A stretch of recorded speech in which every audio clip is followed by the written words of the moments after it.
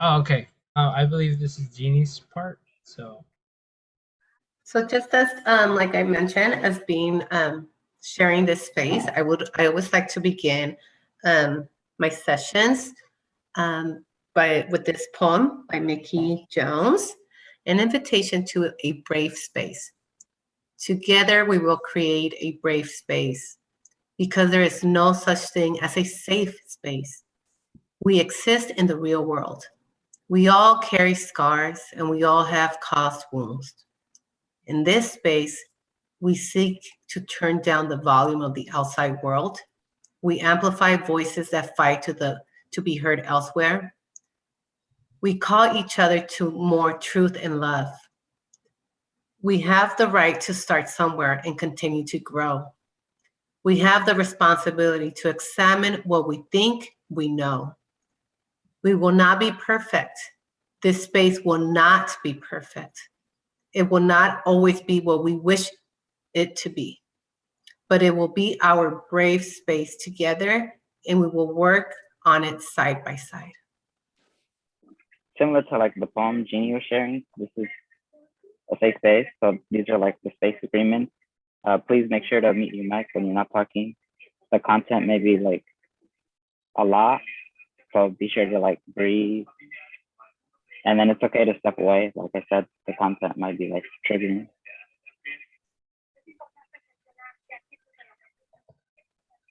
so another thing is try your best to stay engaged and stay present. I know that it's hard to pay attention during a Zoom meeting, during these types of meetings, because it can be stressful, it can be distracting. There's a lot of things going on outside around you, probably maybe some noise, things like that. But please try your best because that's the way that you'll be able to get the most out of this session. Um, a way to stay engaged and present is by asking questions and comments. So please, if you have any concerns, anything you want to say, um, feel free to raise your hand using the option in Zoom, or you can drop any comment in the chat. We welcome any kind of feedback. There will be somebody who will be constantly checking. I would also try my best to do it. And lastly, speak your truth, or in quotes, habla con el corazón, meaning speak from the heart. We be as honest as you possibly can be. Um, we want to hear anything you have to say. It doesn't have to be a professional, formal answer. As long as as long as you're expressing how you feel, I think that's the best way to go. So introduce yourself. Say your name, your pronouns, your school, your grade, and then the meaning behind your name. So like mine would be like, my name is Jair. My mom got it from like this kid she like took care of in Mexico. I don't know. It just sounded like interesting. Okay, so I also want to share mine. So the meaning behind my name is Luis again. My mom really liked Luis Miguel when she was young, or I guess, yeah, when she was kind of young. So my mom was a really big fan of Luis Miguel, so she thought it'd be a good idea to name me that. If not, my name would have been Miguel, but I think I'm a little more glad that it's Luis.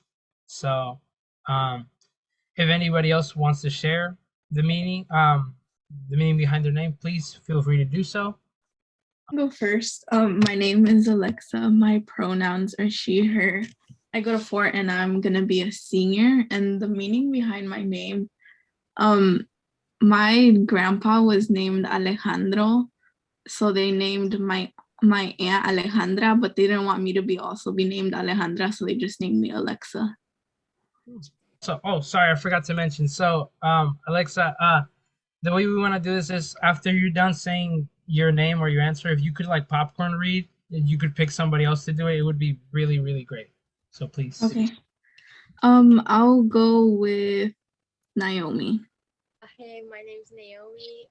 My pronouns are she, her. I go to Fort Vancouver. I was a freshman last year. I'm gonna be a sophomore. And the meaning behind my name, I actually don't know. I've asked before, but I believe it was just like a last choice. Last minute, so yeah. Hi, I'm Pamela. My preferred pronouns are she, her, ella. I go to Fort and I'm gonna be a sophomore. The meaning behind my name is my mom and dad named me because in El Pueblo that we're from, there was no one named Pamela. And so it serves as a reminder that I'm unique and that I'm number one in everything that I do. I'll pick Sam. Hi, my name is Sam. Well, it's Samantha. So my nickname is Sam. My preferred pronouns are she, her, ella. I go to WSUV going into my second year, and my meaning behind my name, my mom just saw it on a TV show and she liked it, so she stuck with it. And I'll popcorn it over to Hector. Hello. My pronouns are they, them. My school is MAC. My grade is 7th. The meaning behind my name is, I'm not very sure. Hello, my name is Jerson, and I go for he and him. I go to Mac, and I'm going to 8th grade, and my name is just from a TV show. My mom liked it, and she stuck with me. And I'll go with Chris. Hi, my name is Christopher. It's he, him, my pronouns. I go to Fort Vancouver. I'm going to be a junior next year. Then the meaning behind my name was because my mom wanted to be able to call me different forms of my name. Hi everyone, my name is Alma. My preferred pronouns are she, her, ella. I go to WSU and I'm gonna be a sophomore. And so the meaning of my name is literally Alma, so soul. And my dad and my mom just really loved that name, and just like my sister, you know, it was unique and it's just a beautiful, you know, meaning by its own. So yeah, that's my name. And I'm gonna go with Miss Perrone. Oh, hi. I didn't know if I was going to do this part. I'm Ashley Perrone. I'm a teacher at Fort. I'm mostly going to teach freshmen, some sophomores next year. My pronouns are she, her. And the meaning behind my name, I'm named after this man named Ashley, who was like a friend of the family's, but he didn't go by Ashley, he went by Ash. So if you're around my family, they only call me Ash. So it's different, I guess. And then let me see who hasn't gone yet. I believe that Jalen and also Maya haven't gone yet. Okay, Jalen, I pick you. I can go next. Yeah, thank you. Hi, everyone. My name is Jalen. My pronouns are she, her, they. I just graduated from Skyview. I'm going to be going to the University of Washington in the fall, be a freshman there. And the meaning behind my name is actually my mom's middle name and my dad's middle name combined. And I will popcorn it to, has Rose gone? Who, sorry? Rose? It says Rose Mendoza. That's me. Hi, everyone. I'm Rose. I'm actually the program coordinator for CCULC. So hello, nice to meet you. Glad you came. My full name is Rosalinda. So the actual meaning is pretty rose. My parents kind of liked it and they went with it. Preferred pronouns are she and her. And I don't go to school anymore. So. And I will popcorn it to, who's the last one? Maya. Maya. Hi, everybody. My name is Maya Pavlovich. I go by she, her, ella as well. I don't attend school. I'm a little bit older. I'm 25. I actually work with an organization called Community Health Plan of Washington. I was introduced to this opportunity by FISPERT. The meaning behind my name, while I do speak Spanish, my family's actually from Serbia. So my name is Maya for a few reasons. My mother's grandmother, that was her nickname. Maya is also the month of May in Serbian. I was supposed to be born in May, but I was a little late. So thank you, Diana. Looking forward to speaking with you soon, by the way.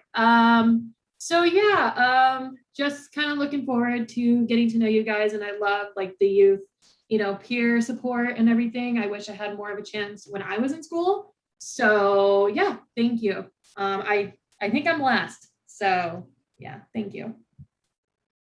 Yeah, I think we can continue to the next slide. So, and that's actually my slide. Okay, so this is when we're gonna be. This is when we start the actual presentation or the theme of it. Um, so we wanted to start it by first describing what is a label, and a label, or the meanings that are kind of like surrounding labels. What a label is. So label is a name, word, or phrase used to classify or categorize a person or thing. And labels are often, but not always, inaccurate. An assumption is something that is accepted as true before one gathers any proof that it is so.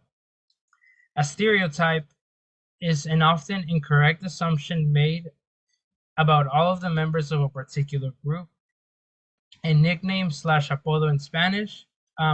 Apodos or nicknames are oftentimes taken from a particular physical characteristic. And then what's the next slide? So feel free to add anything, Jeannie, to any of our like slides. Yeah. So we have this little like video that helps like in a fun way like show the labels in our culture. And although it's like it's kind of like meant for like to be funny and all that, like I guess like take it serious because like this is true. Okay. Hopefully the video works. But okay, let's test it. Okay, so wait, sorry. I'm gonna drop like a little like link in the chat, which is gonna ask you like a question, kind of like similar, like reflecting on the video you just watched. Hopefully everyone could hear it. Let me know if the link isn't working. So it's pretty much just gonna ask you like, have you heard? Wait, sorry, I forgot what they asked. Give me a sec. What's the nickname you've been given? And don't worry, feel free to like share out. You won't have to. My bad. You don't have to share out. So just be confident with whatever you put. We'll give you guys like 2 minutes. It's anonymous, is what I was trying to say. Okay, we'll give everyone like 30 more seconds to finish up. So for this next part, you guys just have to like share out the names, I guess. Correct me if I'm wrong, Luis. No, yeah, I believe so. The way we wanted to do it was that also we could just do like a quick little popcorn thing. This one's gonna be a lot quicker. So, for example, Miss Perrone could read one of the nicknames, and then she just popcorn somebody else to read it. Like it's just them reading different names. And also don't read the nickname that you wrote. Read somebody else's nickname. And then they could also explain like the meaning to it, since I know like not everyone speaks like Spanish and stuff. Yeah.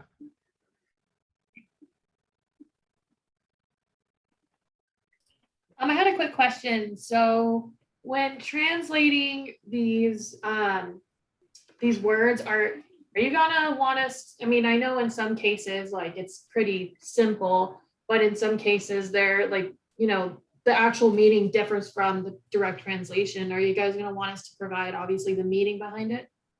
Like the actual meaning, not like the direct translation itself? The meaning would be helpful. Okay. Yeah, I figured. I just want to double check. The meaning, or if you have any experience with these nicknames, if you've heard them in the past, what maybe connotations may be attached to them. Just we want to hear a little bit of what you guys have. I think I can go if it's okay with everyone. So the meaning of like Apollo's nicknames, the intention around the video was that sometimes, in the Latino culture, apodos and nicknames are not necessarily negative, right? So when we did this Padlet about apodos, nicknames, I'm reading cabezón. So cabezón, in Spanish can be like, and cabezón meaning that you probably have a big head, or cabezón que like being terco, or like that you're not listening. So that can be either, depending on that person, it could have been a negative label, right? So that's one. But I'm gonna share. So, and I'm gonna just put it out there. My nickname when I was growing up from my favorite uncle was Somi or Somiti. And Somiti, basically what was told to me was that it was like this bee, this sort of an insect bee. So that this bee was just like feisty. So it was something of feisty. So when I was little, I guess I was very feisty, and that I would like, if a kid would come at me, I was not afraid to just go back and like want to smack that kid. Not that violence was like, it's a positive, but like my uncle just, I was his favorite niece, and that he just like thought it was funny that I was so feisty when I was little as a toddler. So he would call me Somi, Somiti. So to me, I loved that. And even till, I mean, as an adult, right? This uncle, this particular uncle, and then my mom and my dad, they would call me like that. Nobody else could call me that but this tío. Like he was just my special tío. And so to me, that was just like a connection that I had with him, and that it stuck, you know? And so when people hear, why does he call you Somiti and why does he call you Somi? It was because of that, right? And Jeannie is a nickname from Virginia. And so Virginia, it was like, Virginia was named after my great grandmother. And my mom never called me Virginia. When she would call me Virginia, I was like, oh shoot, what did I do? Like I was already like in panic. Like I was like, oh my God, like I'm in trouble now. So that's just an example of me sharing out of like sometimes what nicknames, how can they can be hurtful, or that they can be accepted. I can say a lot of negative nicknames, but this is just to open it up a little bit of like the example of me sharing out my personal experience. So if Rosalinda, if you want to share one, like popcorn style. I didn't put this one either. Gorda and Gorrita. That was actually my nickname too growing up. I'm not sure who put that there, but it's the same thing. I mean, it's one of those nicknames where they're just calling you whatever characteristic you like is out there. I've always been, a bigger girl, a little chunky child. So, my mom was, oh, mi gordis, oh, mi gordita, kind of thing. Popcorn it to Pamela. A nickname that I was given was one that I just found out the meaning, or like I hadn't realized what it was at first. My mom would call me Fati, and I did not realize that it was Fatty in English just for saying it in a Spanish accent. So yeah, she calls me like Gordita. It could be the equivalent of Gordita, I guess. So yeah, that's a nickname I had. I still have it too. I can pick on Jerson. One nickname that I've been called Cabezon, because when you have a big head, they call you that. That's one of the nicknames I've been called. And I'll popcorn it to Sam.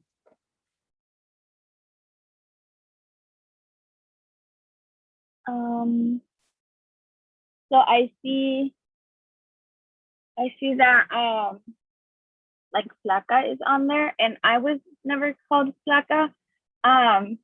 But I've heard it a lot, and I've heard like between flaca and gordita, and like I'm like, I guess you would say like mid size or whatever, but so they'd always just be like, you're fat, but like not fat, and then I'd just be like, okay. I'm like, I can't call you this, but I can't call you that either. And so I was just there.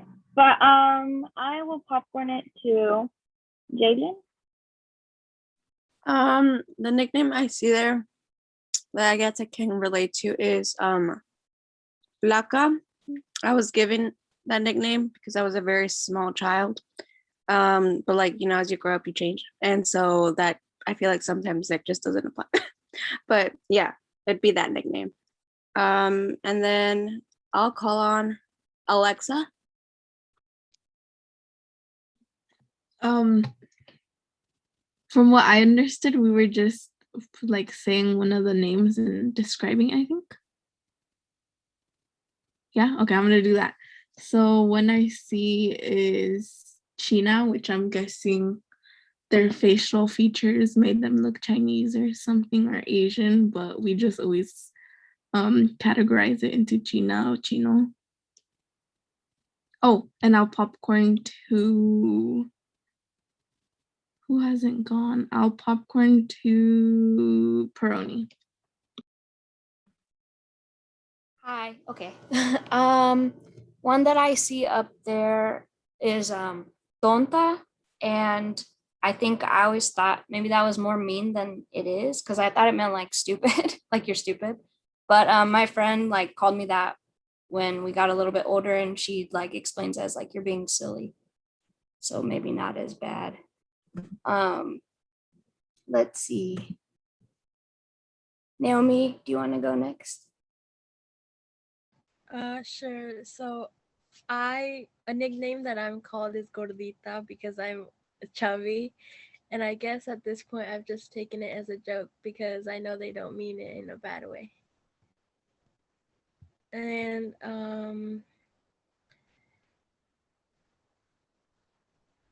who hasn't gone yet?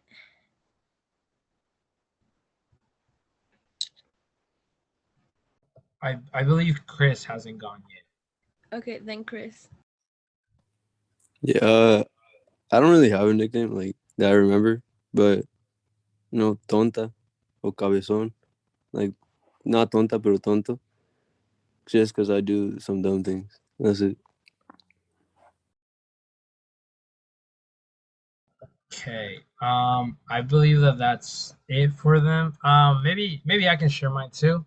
I see chango, cabezón, bola, tonto, y papitas. Those were nicknames that I was kind of called too. I was a chubby kid growing up, so and I was also really I wouldn't say I behaved bad, but I didn't really listen a lot of times, so I was called a lot of different things. Um, but yeah, I think we can continue. Jair, if you can stop the screen sharing. Okay. And I'm back. Can everybody see the presentation? Okay, great. Okay. So even though we don't know who even though some of those nicknames maybe we didn't really know who wrote them or the impact that those nicknames have had on them on that person, we know that like we've heard a lot of these nicknames throughout our lives. We've heard them being used on us, and we've heard of them being used on others, or maybe we've used them ourselves. And there's also other kinds of nicknames or labels that aren't maybe as personal, but are more like in a societal scale. And I think you can kind of get the idea from this picture that we picked.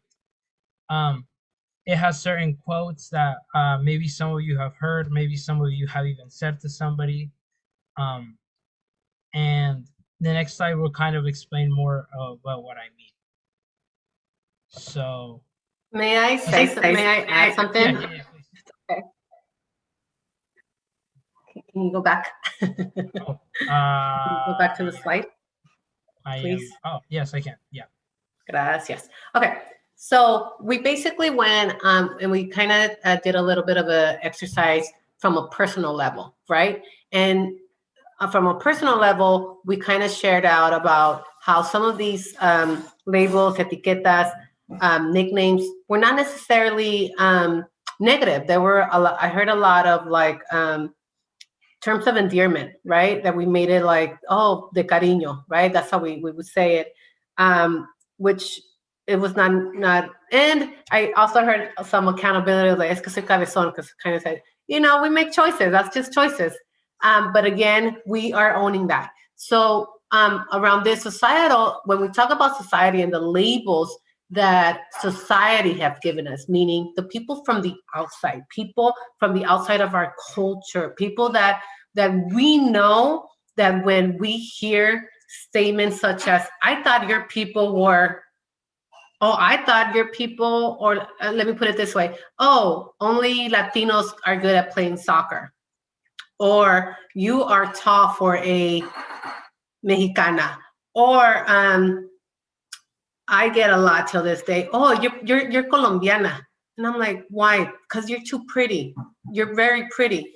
Oh, so, and so I get really like, my stomach hurts, right? Because then I feel like I need to get defensive and say, no, I'm actually 100% Mexicana. You know, like, meaning there's a lot, there's, if anything, Mexicanas son hermosas, all of them, right? So it's like kind of making me feel like, oh, so porque son Mexicana, so I have to be from another Latin America state or país because to be pretty, right? So another statement that I get is, how long have you lived in the United States? Your accent is so good. Your English is so good. How long have you lived in the United States? And I'm like I was born here. You know, and so people don't realize that, guess what? At home, Spanish was my first language, and I am very fluent in Spanish and English, and I can read and I can write. And so if I have an accent, maybe it's a California accent, or maybe it's because I speak two languages, right? Or when we talk about, you know, don't you guys, so a lot of stereotypes. So we're talking here, we're getting into the stereotype that we hear like from the outside. Okay, so if you want to move on to the next slide, por favor, Luis.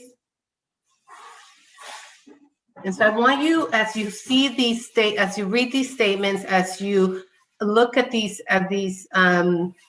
pictures, I want you inside to take a minute to really, what have you at your age and in your community, when you're at the store, when you've gone to the mall, what have you heard? What have you seen that you're like, oh, like this is not okay. Like this is not a label that is making me feel good about me, or that is true.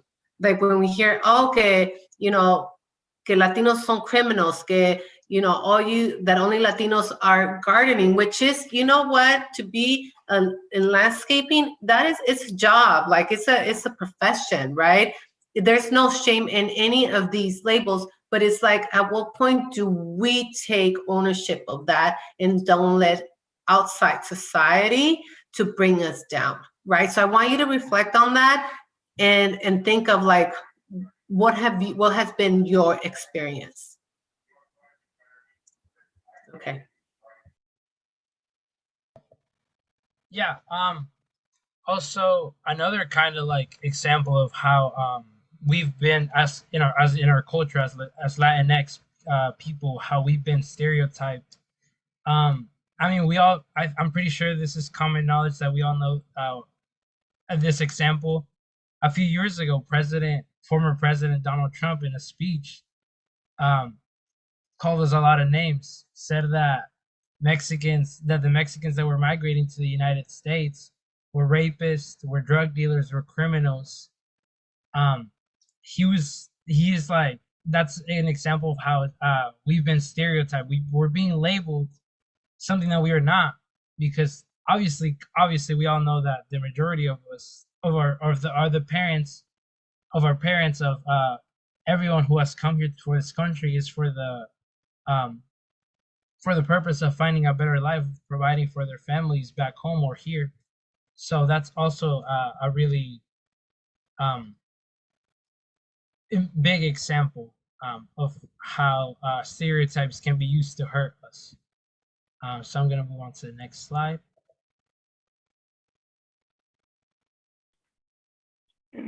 So within our own culture, we make similar assumptions of people from different regions of the country and other different like Latin American countries. So like an example would be like, oh, people from DF are like annoying or others like say other like mean things, or like even another example would be like, oh, people from Cuba or Colombia are like a certain way, similar to like the society thing.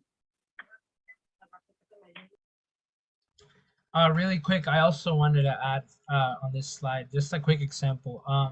So I I remember I grew up in Mexico. I lived there half of my life. So I remember in school, I'm from up north.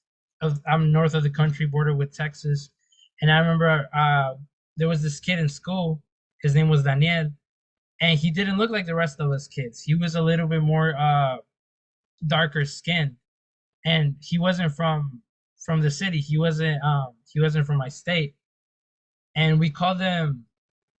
And I remember we called them Raramuri, which is the name of an indigenous tribe, I believe, from Mexico. And we just called him that, and we kind of picked on him, calling him different things, saying he was from different parts. Even though, I mean, at the end of the day, he was just like us. He wasn't any different than us, and actually, he was like the smartest kid in the class. So I don't know. It's just another quick example of how even in our culture we kind of label others too. So yeah, I'm just gonna move on to the next slide. So how does our culture feel about labels and nicknames? I think at this point we all know that labels and nicknames have been are and continue to be a really big part of Hispanic culture, and no matter the social status, or your economic status, they're used by everyone, and they're used on everyone regardless of age, sex, skin color, etc. I guess no one is safe from them. And like Jeannie mentioned earlier, some labels are viewed and accepted in a positive way. Um, what we call apodos de cariño, nicknames of like with like care, or I guess with love. Um, there are nicknames like that. There are labels that maybe we take pride in, that we want to be called, that we like being called. Um, but maybe some of those labels, nicknames might affect someone else differently. Somewhat and an example of this that I picked was the word or the label or nickname gorda or gordo. So I picked it because the first things that popped in my mind when I heard that was how my mom refers to my tia, or like her friends, or my um yeah, or like her friends when she's having conversations over the phone or in person. She's like, gorda, ¿cómo estás? O ¿qué haces, gorda? Or she's called that. It's like it goes both ways. But that's like the way they use it. It's kind of like, I guess in a way, like it's just the way they refer to each other, and there is no harm by it. But I know from even from personal experience being called gordo when I was little, or just from hearing stories about other kids being called that, um, that we don't like that. We don't like being called that. It makes us instead of viewing it in a positive way, we see it offends us, and we find it discouraging, and and that's okay. It's okay to find a nickname. It's okay to take pride in the nickname, and it's also okay to not take pride in it, to be offended by it. But what are some offensive labels you've heard within your community? I was gonna say just like either just say it out loud or in the chat, but I think everyone could say it out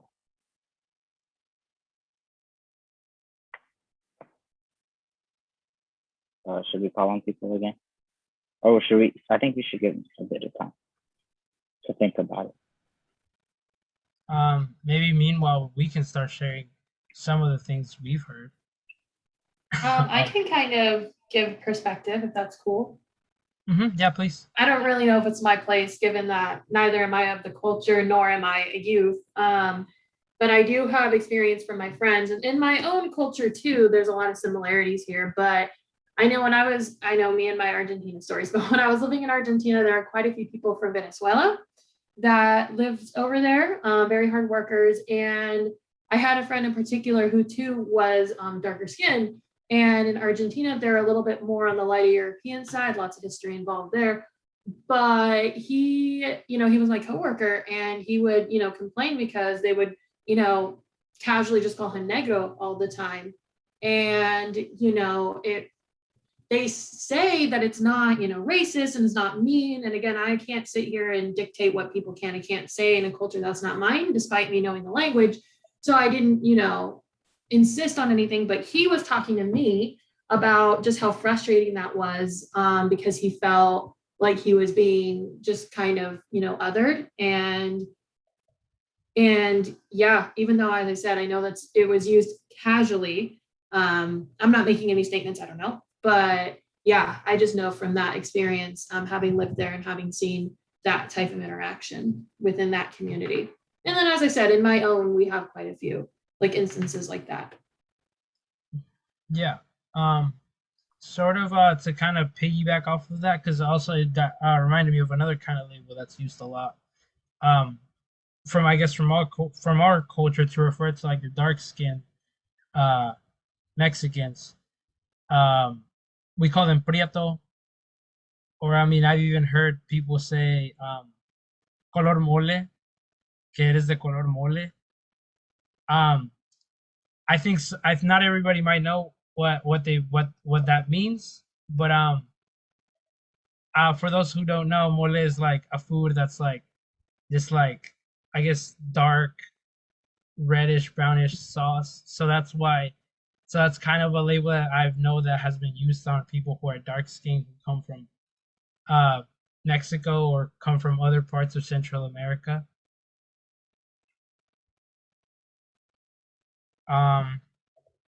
Does anyone else have anything, any other kind of labels or nicknames that you've heard? I'll go. Yeah. Okay, please. So my dad, we were actually talking about this because when I was registering, they were watching, and so I told them what the meeting was gonna be about, and we were talking about how like almost all of my dad's friends have apodos, and it's like to the point where like my dad doesn't even know some of their real names. He's just known them by their apodos. And I feel like sometimes you can find them offensive, but to some people, like we've said, like it's aro cariño and they don't think anything bad about it. But some have been like el chupacabras, el pollo, el cotorro, el lobo, it's just random stuff. And I can see why people will find it offensive, but I feel like there's also that side that's just like they don't care because it's just something they're called.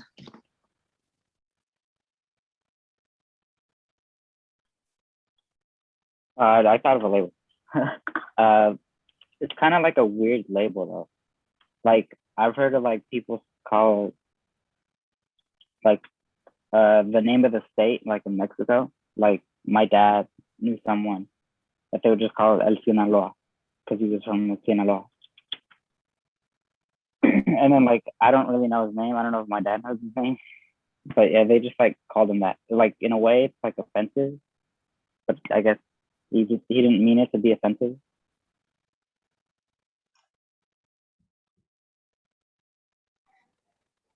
Thank you, Jair. Can I go a little bit, if I may, go back to what Luis was saying regarding colorism and narrowing it down more to like our own community within the Latinos.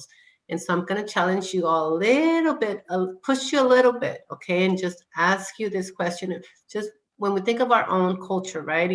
And I'm going to, como Alexa said, she talked con su papá, y que sometimes apodos, he doesn't even know his buddies' real names because of how like del rancho, from del pueblo, que it's already embedded in our culture, right?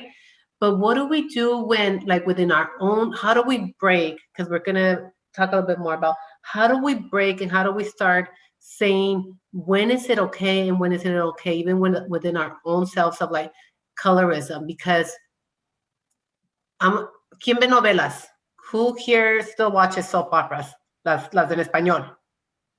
I'm just going to, I kind of do. And I don't know if you've noticed who are the main actors, los protagonistas, right? The ones that are in the soap operas. What is their color? Let's just be honest. Let's be real. What is the light skinned? Alexa. Y los ojos de color. Color regular from the actors. Blue, right? And now let's look at the help de las novelas. The ones that work in the kitchen and los ranchos from the soap operas. What is their skin color usually? What are they? Be real. They're usually darker skinned and with like brown eyes for the most part. Yep. And let's look at their clothes from the help. Indigenous, right? So how do we start breaking that? Even when there's a newborn, how many? And you don't have to. I'm not gonna say raise your hand, but from experience, when a new baby is born, how many have you heard the comment? Ay, qué blanquito está. Mira, nació bien güerito. Ay, mira qué prietito. Don't we hear that a lot? So how do we normalize it, and how do we start breaking that, and how do we start, I want to say, like, owning of being proud of who we are, whether we're dark complexion, light complexion. A mí me han dicho prieta, a mí me han dicho que estoy morena, que me han dicho que estoy there's this other one que me han dicho que estoy, and I'm like, oh, okay. So when do we just say, be like accepting of each other and being tolerable up to, like, when is it okay and when is it like, okay, there's that thin line, right? Does anybody want to add anything? Kind of similar to what you were saying. Like, usually when I hear prieta, I usually hear fea, like right after. Like, oh, está bien, prieta y fea. Like, to me, they're just like two words that are just like followed, like, are like kind of connected. When I hear people say those two, like that, prieta. This is how do we break free from labels? This is Jeannie's part, so please, Jeannie, take it away. Qué lindo. I want to say thank you for all of you for sticking around. So we're coming to an end, and so this is really important when we say, how do we break and free from our labels? So again, I keep saying, how do we own it? How do we claim, what do we want to be called? How do we want to be called? By who do we want to be called? And something as easy, and again, because in our culture, we don't do that much. We don't know about establishing boundaries, because in the Latinx, Latino culture, in our culture, we're in each other's business all the time, right? El chisme, las comadres. I mean, me growing up, and if I would say something to my mom, by the weekend, my grandma already knew, my tios already knew, my tias already knew. So it's like everybody knew everybody's business, right? So when we talk about establishing boundaries, we can start in our home, right? It's okay for us to begin to express our feelings. I know we hear que estás bien loca, que you're being dramatic, que estás being dramatic. No, I'm just expressing how I feel. This is how it's making me feel when I'm being called this way or when I'm being treated this way. So use I statements, right? And I know that first generation, second generation, like, we're not used to that. And our parents say, well, our parents will say, aguántate. This is how I used to be. That's how I was being treated. So this is how it is. And it's like, no, let's break it. Let's break the cycle. Let's, so detach and check your tone. So again, when we talk to our parents, when we talk to our friends, let's check our tone and definitely say, I mean it. Like, being assertive, be direct. This is how I'm feeling. This is what I need, and this is what I want. You can always say no without feeling guilty, and still showing respeto, still showing respect for your elders, right? Nuestros abuelitos, abuelitas, nuestros padrinos, nuestros tíos. Yes, siempre vamos a demostrar respeto, pero it's okay for us to show and say how we feel. It's okay for us to claim our voice. We have voice. We have a voice. You know how we say, I'm going to say, cuando, I don't know if you've all had said, pero Diosito me dio una boca. Okay? I'm Catholic, and I'm going to say I'm very culturally Catholic, meaning that I don't go to church every Sunday, but I'm still Catholic. But saying Diosito me dio una boca, and so that is the most precious weapon that you're ever going to have to really say how you feel, to really start learning how to express yourself, and saying these are my needs, this is what I want, and I don't like being called this way, and I don't like being I feel like I'm being made fun of when these nicknames are being used or put on me. Okay, so it is your time, and then when you are ready, like you say, these are the labels that we need to begin to interrupt, and these are the labels that it's like, and this is like the nickname apodo de que okay, de cariño, right? But it's all on you on when you want to do that. Okay, y todo, como decimos en español, con cariño y con respeto. All with love and much appreciation and respect. All is accepted, but when you're feeling in your stomach and in your body and your corazón, that I'm like, okay, wait, that didn't feel right when I heard that. That was a triggering. There's a reason behind that. So really pay attention to that. Okay? Preguntas, concerns, feedback. I'm done.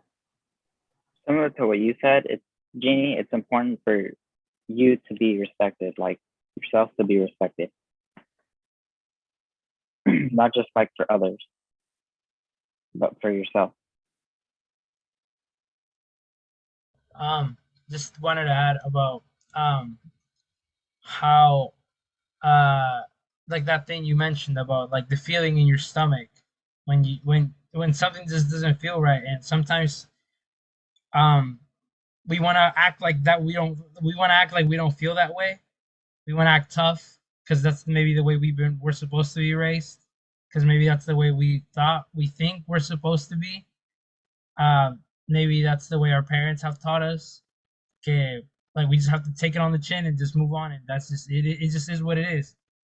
But no, truly, like when you have that feeling in your stomach, in your gut, that it just hurt. Like it just doesn't feel right. Like it just, I'm sure everyone knows what I'm talking about. Don't ignore that feeling. It's really your I could say your soul, your heart telling you that it just doesn't feel good. Your instincts, everything is telling you that something has to change. And even though it can be scary, it's really